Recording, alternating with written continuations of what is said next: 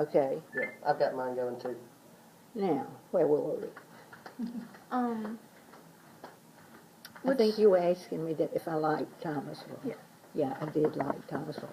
I thought it was the very best city in the county, town, and whatever we called it. And they used to have meetings, educational meetings, and they met in the county seat. All the schools, children from all the schools met in Grove Hill, which was the county seat. And they all looked at us like we just fell off the turnip truck, like we were, Grove Hill. And so I just couldn't stand Grove Hill at the time. Could not stand them. And then it turned out I married a man from Grove Hill, so I had to back off a little bit. I still think Thomasville is home.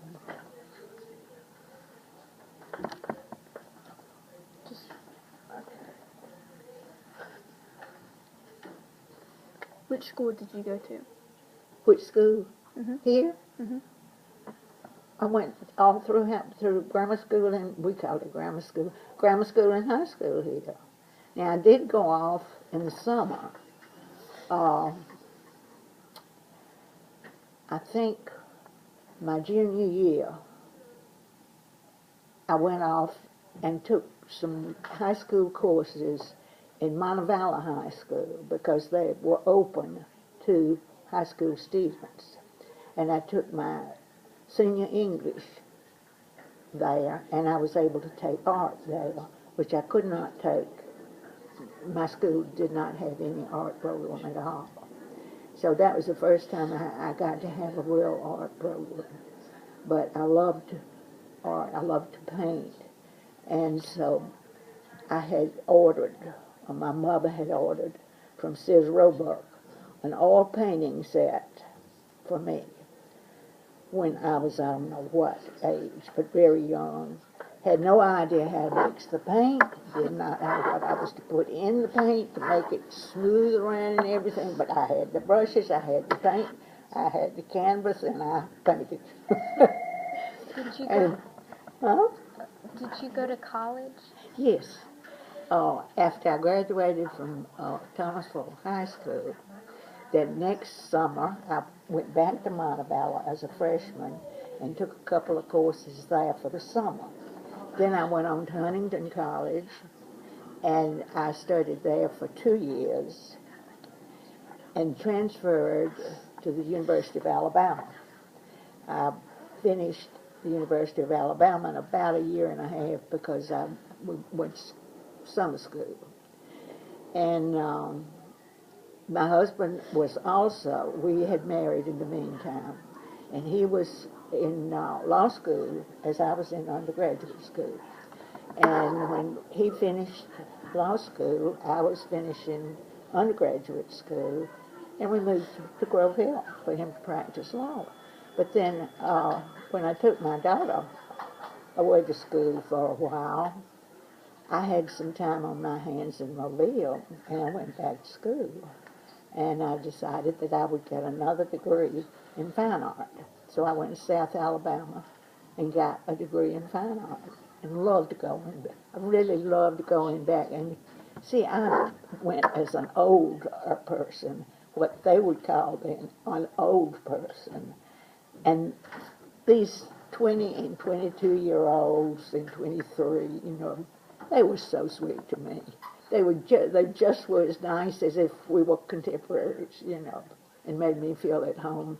And so I could make them feel at home, too. They could ask me stuff on the quiet that I knew that they should know but didn't, what I mean, about mixing colors and things like that. So, yeah, I went to college. I love going to school. I could be a professional student, I think. What was your best memory while living in Thomasville? I have so many good ones. I'll tell you one of the things. Not many people had refrigerators back then. They had ice boxes. Have you seen ice boxes? We had an ice box. And the iceman we had an ice house too. I mean, there was an ice house in town. I don't know if it's still here. Is it still here? The ice house? It was wonderful. It's where you cooled your watermelons in the summertime. You'd take them up to the ice house. It was cold in there and wet and water running and dripping all the time. But Leo, the man who delivered the ice, would come around. He had a mule and a wagon, and he had the ice on the back of the wagon. And of course he went slow because he was going to have to stop here and there and deliver ice. And he would say, "Ice man, ice man." Well, when we heard it rattling down the road, and it rattled, we all ran to jump on the back of the wagon. And he would let us have all the chipped ice, you know, when he had chipped off the blocks to carry into people's houses.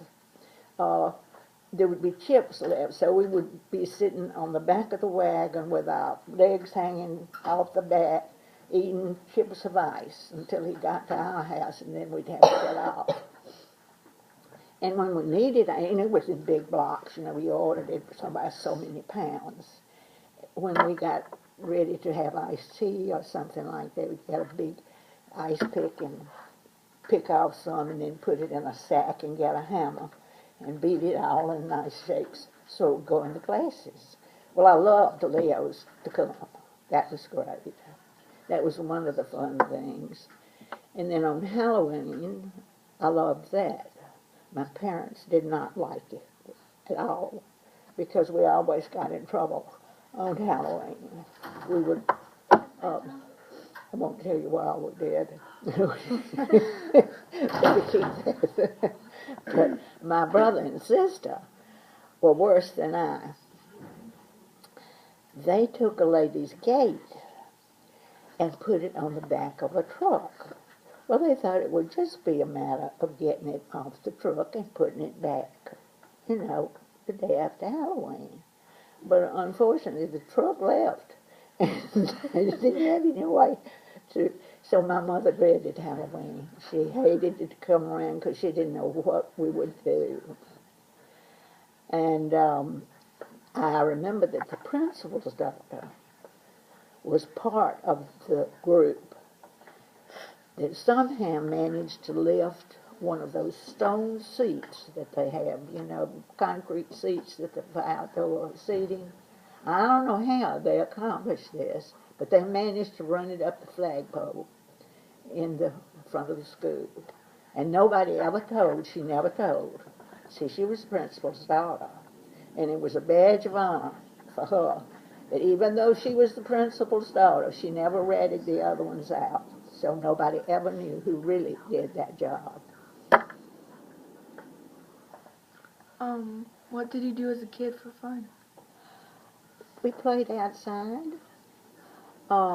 As a real young child, I mean, you know, a little younger than you all, I played paper dolls because I could make the clothes, color them, cut them out, and I could have shoebox cars. And we had a fleet of cars. We had the best clothes in the world, all decorated. And I played with those more than I did with dolls. Also, we built tree houses. And we were not very good at building, and we didn't have much material to build with. We had stove wood, and we didn't have many nails. But we built steps up an old tree that I remember, and we only had one nail per step. So you had to jump from step to step, because they'd go like that. That nail wouldn't hold steady. And I loved to climb trees, and I could climb them. I could get up almost any tree. I couldn't get down. And I would have to wait for somebody's father to come home from work. And they didn't have to help me down if they just stood under the tree. And my mother was so tired of me getting in those scrapes that she would stand under the tree with a switch in her hand. I knew when I got down that I would be switched all the way home. And I would get angry and run away from home until finally she said, "All right, Nanelle, you can run away. But if you go past that tree, that was a certain tree in our yard, if you go past that tree, you get a switching when you get home. So I would storm out of the house, down this driveway, but I stopped at the tree. So that was as far as I could get. But we did a lot of things. I remember one Christmas, a group of us just roamed in the woods cutting our own Christmas trees down. Had a great time, don't know whose land we were on. We did not worry about harm coming to us. And our parents really didn't either. I mean, it's very different now. You have to be more careful with young children now, or with people. I was not supposed to play across the street from my house because the railroad track ran through there. And my mother said I should not play over there. We should not play over there. Well, she was gone, and our help was watching us, Nita, and so we thought, well, she might tell on us. So we ran across the street to play in the woods across from my house. Well, I remember that I was digging up a pitcher plant. It was a steep hill that went down like that, and I was at the bottom of the hill. It was all wooded and everything, and about 6 of us. And we looked up, and silhouetted against the sky, we could see this big shape with a hat pulled down like that, and an overcoat on. And we were just horrified. And I couldn't get any traction on that. It had straw on the hill, and my feet just wouldn't grab hold. I thought I would never get up that hill. We were so scared. And when we got up to the top of the hill, Anita started laughing. She had got my father's overcoat and his hat, pulled it down like that, and she caught us really good. She didn't have to tell my mama. We were punished. But anyway, we were, have you ever heard of Mr. Harris? Well, he was our principal. And we were scared to death of him. He was very stern, very strict. But I liked him very much, as a matter of fact. And during my high school, after I kept taking courses in the summer and everything like that, I had time on my hands. I had completed my requirements. So I worked for Mr. Harris in an office. And got to know him as a person much more. But he ruled with a mighty hand. And we had speakers in the room, and he would announce over that loud speaker in every room what you were supposed to do. Everybody come to the auditorium. First and second grades is excused. Blah, blah, blah, deep voice, like that. But I enjoyed school. I mean, not at the time. Everybody's always hated the school. But what would you have done with that? Well, you wouldn't know anything. Huh? You wouldn't know anything special if You wouldn't did. know anything now, and that's not good. No, Because knowing things is so much fun. You couldn't live in this world without school. You couldn't live in this world without school. School helps you with everything. I didn't hear you, darling. I said you can't live in this world without school because school is everything. Yeah, It it teaches you is. everything. And some people are inclined more one way than another, but you've got to learn no matter. So some people love reading, some people love painting, some people love mechanical work, some people love woodworking. There's just a variety of things that you can do. And you got to go to school to learn. Who was your inspiration or idol? My inspirational idol? I don't have just one. How long do you have? It could take all day. Yeah, I don't think they'll let us take all day. I have a lot of idols. One of the teachers that comes to mind was when I did go away to summer school one summer, and this teacher taught English, and she taught Shakespeare, and we read Macbeth, and she loved it. Personally, she loved it. And when she taught it, she made you love it too, because she'd really get into the action, you know. And so I've always loved it. And when I went to college, my major was English, and I took Shakespeare there as an English major under Hudson Strode, who is a writer and has had any number of books published. And I took writing classes from him also. He would accept only 12 students, and you had to submit work before he would accept you into his class. I mean, you couldn't say, I want to take this course. You submitted work, and he said whether he would take you in or not. And he was a funny little man. He had a little mustache like this, and terrible name dropper. He would say, the Prince of Wales and I thought, the Prince of Wales? Excuse me. And so when I had to read for him, we sat around the table, and everybody had to keep notes on what was being read. So they could say later, this bothered me, I didn't understand that sentence. What did you mean by that? You know, this kind of thing. And you had to pay attention, close attention. And so every week someone had to read. And we met 3 times a week, except on Monday night we met for 3 hours. And he did not allow, this is how strange he was, you may not cough in my class. You may not. Do not cough in my class. Well, I had a terrible cough. And I thought, I don't know what I'm going to do, but I cannot cough in this class. Well, the doctor had given me a prescription that had codeine in it. It's supposed to stop your cough and make you sleepy. And I thought, I'm not coughing in that class. So I drank about half a bottle of codeine.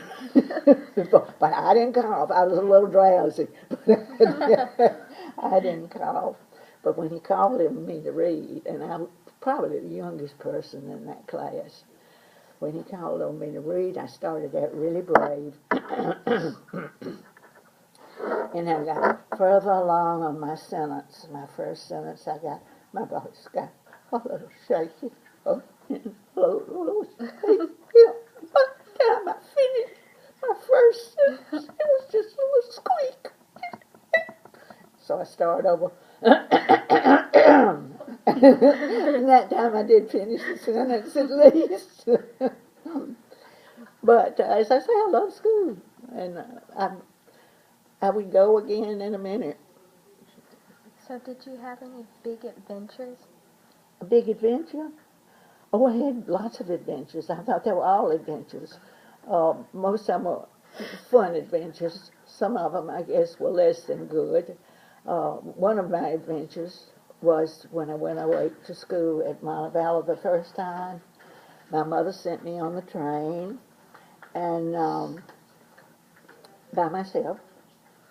And it was when young ladies wore a hat, gloves, gloves, purse, trunk, all fixed. And you had to go to Wilton, which was a little town out from Montevallo. And according to the catalog, the school would have a bus or something there to carry you over to Montevallo. Well, Wilton was in coal country, and it was small, I mean really small, and the little station had windows that didn't have any screens in them, and the chickens were flying in and out of the windows, and I don't like chickens. Anyway, I'm scared of them. And the car to take me to school didn't arrive, so I called a taxi. Well, the taxi didn't arrive either, and the little stores across the street are shutting up. lights going out. I'm sitting there in a train station with nobody, and the station master was getting ready to go home. And I thought, oh, this is a mess. This is really bad. Because I certainly can't, it was 2 miles, I think, from Wilton to Montevallo. And the station master came to my rescue, and he said, he lived in Montevallo. And he said, I'll be glad to take you to school if you will. I said, oh, well, I will certainly appreciate it. So he took me to school, and guess what? What? All the rocking chairs on the front porch were turned over. I was 1 week early. I had the catalog from the year before. And I thought, now what? So he said, well, there are 2 places you could stay here. One is where most of the traveling salesmen stay, and I wouldn't like you to stay there. I said, I won't stay there. He said, this other lady had a kind of a boarding house, except she didn't feed people. It was called the St. George Hotel. And I think she'll find a place for you. And she did. But when I called my mother to tell her that I was safely in Montevallo, she said, well, how do you like your roommate? I said, I don't have a roommate. She said, well, where are you? I said, at the St. George Hotel. So I came back home and went back 2 weeks later in my mother's car. I told her I'm not going on the train by myself again. But that was one adventure. Did you know when World War II was Did you know that World War II was going on? Oh, that was a big part of our life at war. I was in the 3rd grade, and Miss Carriage was my teacher. And I remember her coming in, and she said the Nazis had invaded Poland. And we didn't really know where Poland was. We knew about the Nazis.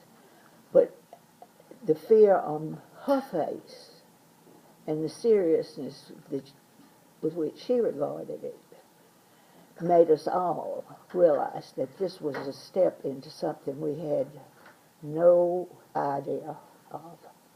And it was a very different time. Shoes were rationed. You had cards, ration cards, for shoes, for sugar, for gas, for all kinds of things, because they were needed in the war effort. And the men went off to war, and the women who had been mostly mothers and housekeepers and everything had to take over the jobs that the men had been doing. And if you were, like from my house to town, I guess, was about 2 miles, or maybe 3, I don't know.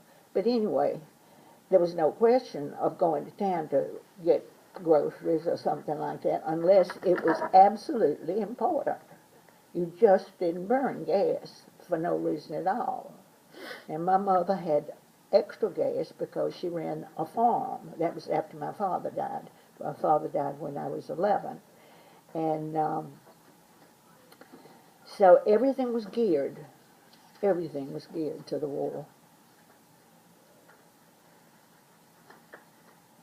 Were you surprised that it was happening? Hmm? Were you surprised that it was happening? Was I surprised about the war? Well, at first, I can't say that I was surprised because it came up so suddenly. For me, the war started the day Miss Carriage came into class and said that Poland had been invaded by the Nazis. And I thought, this is the beginning of something terrible. And my sister and brother were much older than I, and they said, we don't have to be involved in this. This is a European war. We don't need to get into it. The United States doesn't need to get into it. And my father says, we will get into it. We will have to. And we did. We had to. He would not have stopped ever. And when we discovered later the horrors that were occurring, things that we didn't dream humans would do to other humans. We realized, I think all of us realized, that this was something that had to be. And we all participated in it in the way that, only way that we could, you know. It was hoped that that would be the war to end all wars, but we were wrong about that. Are things a lot different? Are things a lot different or a little different about Thomasville compared to then and now? What, Are things a lot different or a little different about Thomasville compared to then and now? I think Thomasville has always been a very open community. It welcomes newcomers.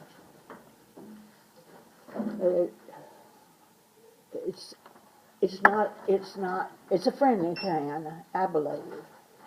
And when a new business comes to town and new people into your society, you're glad to have them.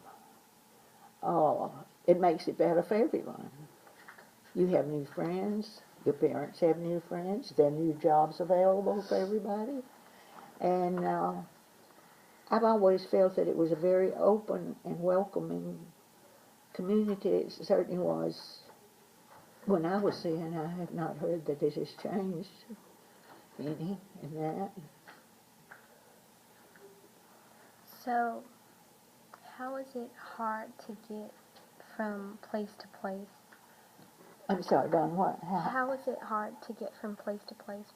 Oh, you mean when I was growing up? Yes, ma'am. Well, when we lived out in the country, it was, my father started his medical practice on horseback. He carried his medicine in saddlebags. And then he had a buggy, too. And the car, as I said, was sitting in the garage on blocks because the roads were too bad for, and I did not live there. We moved when I was 9 months old, but I went back on Saturdays with him, because, see, I was little and not in school yet, so I could go with him, and he'd drive out to Malvern in his car. Then the roads were good enough that he could. He drove a little coupe, and there was room for me in there, and I had a wonderful time because his office was right next door to the house that we used to live in. And two sweet old ladies lived in that house then. They rented it from us, and they took care of me while he was practicing medicine. And they fixed lunch for all of us. It wasn't lunch, it was dinner. And we had all kinds of chicken. And for every kind of chicken that they cooked, I mean, they had a big dinner. I got the wishbone, which I call the pulley bone, you know. That was my piece. And I got it from the chicken pie, I got it from the fried chicken, I got it from the baked chicken, all of that. They say, put all those pieces for me.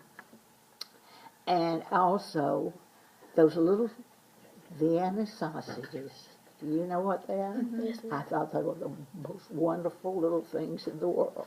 So they would always have a little can of Vienna sausages for me. And they would always have desserts. And you know how little bitty girls would chew on the collar of their dress like that? Mm-hmm. And they would say, look, that poor child's chewing the collar. She must be hungry. Get her some tea cakes, Lou. So they'd send me tea cakes and everything. And when it was time for me to go home, they would pack a box for me of leftovers from lunch, dinner, to take home with me, and a bouquet, because they had flowers in their front yard, and the flowers were planted in circles in tires, and the rest of the yard back then was swept clean, not a sprig of grass. And so they would fix me a bouquet and a box to take home. And just treated me like royalty. And so I loved them. Well, my whole family loved them. Were there a lot of people living in Thomasville back then? I don't know. You know, that was just things that didn't cross my mind. It was just Thomasville. And it was home, and I never thought about whether it was big or little. Now, more than I did understand was little compared to Thomasville. And I could tell the difference when those occasions, if I went to Selma or Mobile, that there was a big difference there. But otherwise, I didn't think much about the size of the town. This is my town. I do remember the highway we called it the New Highway. So it's 43 now. And this man was going to let me ride his horse. I used to love to ride horses. Well, this was a big horse, and I didn't know him very well. And so I was trotting along on the horse, and we passed this lady's house, and she had chow dogs, 2 of them. And they ran at my horse's throat and scared my horse, and my horse took off. And all I could do was hang on. And I remember that we were approaching the New Highway. And I thought, whoa, what if a car was coming? Didn't matter. We went right straight across that highway and headed down the hill on the other side, and we're coming up on a barbed wire fence. And I thought, oh my goodness, she's going to jump this fence. So I was getting ready, you know, to try to hang on. She swerved just in time for me to just barely miss catching my jeans on the barbed wire. So I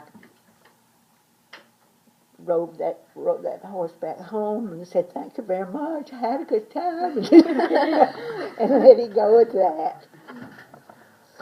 How did you meet your spouse? But, How did you meet your spouse? well, he lived in Grove Hill, and I was about 17, I guess. And he was riding with another boy that I knew, and I was walking home from the town, and they offered me a ride. And I said, sure, you know, happy to have it. And he was kind of just kidding around, and I thought, he certainly thinks well of himself. I didn't like him at all. But then he asked me for a date later, and I found that he wasn't so bad. And so we married, really, when we were both pretty young. I was 19. And we finished, as I told you earlier, I finished undergraduate school while he finished law school. We had a great time. You know, we studied hard, and we worked hard. We had a good time in Tuscaloosa. He was at the law school in Tuscaloosa, the University of Alabama. What were the funniest things about your family? The funny thing is, well, nothing else. We don't have that much time. I could tell you about, especially when my mother did some of the funniest things. She was short, petite kind of little person, and but a willow-bound, I will tell you that. But in our house, you go to the front door, all right, there's a window in the front door like this. And in the way this house was built, that looked through the living room, down the hall, and at the end of the hall was the bathroom. Well, whoever designed that house was not thinking. But anyway, my sister was engaged to be married, and her to-be, they weren't married yet, but the lady who would be her mother-in-law had come to call on my mother. They used to do that, make calls, you know,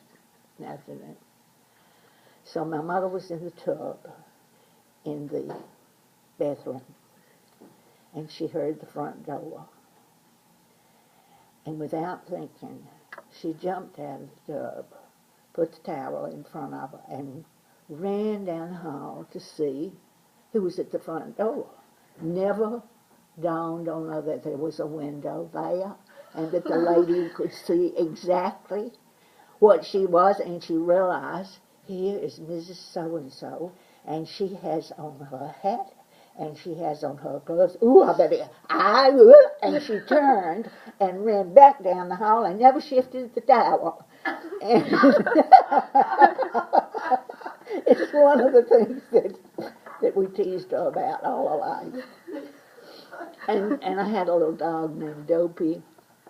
My brother made me name him Dopey. A lady had given me this little white Spitz dog, and my brother said it was the time of the Snow White and the Seven Dwarfs, and I wanted to call him Happy. Thought that was a nice name. My brother said, no, you have to call him Dopey, or I will call him Flatfoot Flugy with a flawed claw. And so I certainly didn't want him called that. So amid many tears, I called him Dopey. But this lady came by to use the telephone at our house, and we'd had Dopey for many years.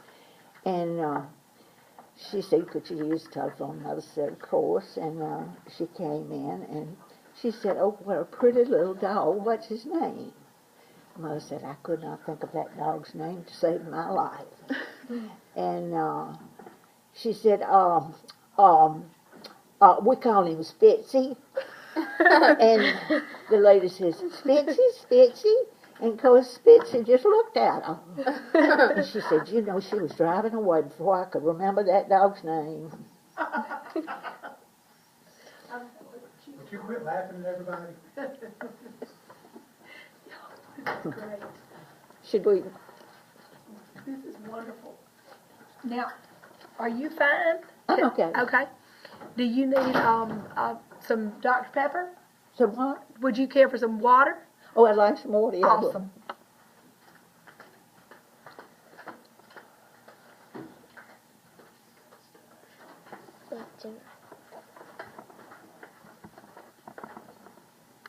How were school rules different from now? What? How were school rules different from now? I don't know. I think, I don't know. Thank you so much. Certainly. School just was, you know. I liked my teachers, most of them. There was one or two that I was not too fond of, but for the most part I liked my teachers and I liked my subjects. But I had a hard time with math.